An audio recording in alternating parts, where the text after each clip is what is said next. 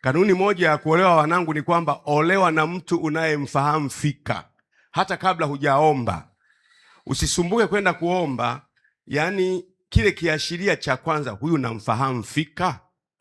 Nikiambiwa ni mchole naweza kumchola, nikiambiwa ni muelezee. Olewa na mtu unayemfahamu fika. Tabia za watu huwa zinabadilika kulingana na uwindaji. Uwindaji wote, usipobadilisha tabia huwezi kupata mawindo.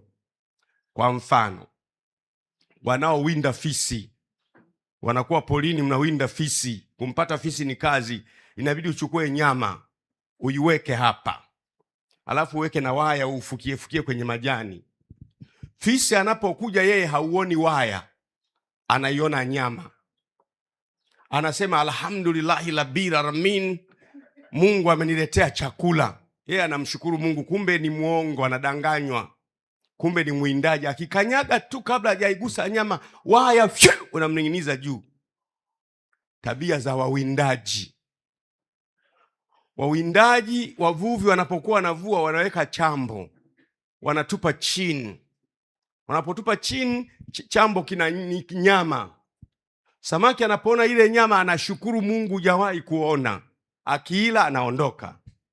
Watu wakiwa kwenye hatua ya kuwinda huwa wanaficha makucha. Nataka nipate mchumba mzuri.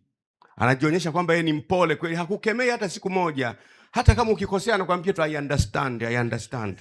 Naelewa, hamna neno, ni udhaifu wa binadamu wa kawaida. Kumbe ni mwindaji. Mpaka umfahamu kwamba kwenye mkesha anakuaga hivyo.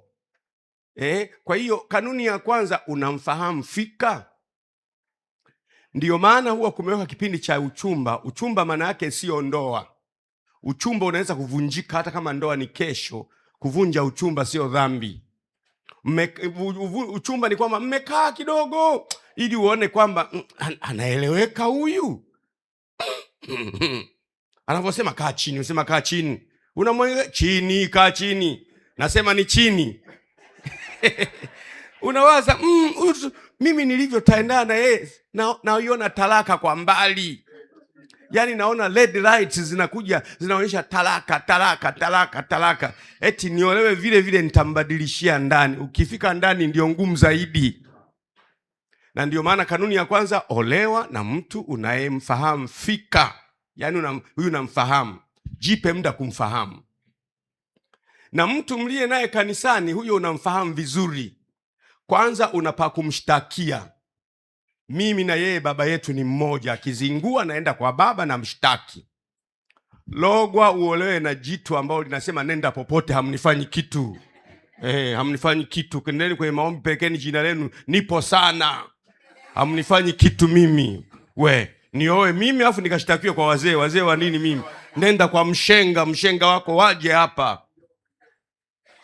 Olewa na mtu ambaye ukimwambia mimi bwana kwa kweli baby naenda kumwambia Pastor Gesho.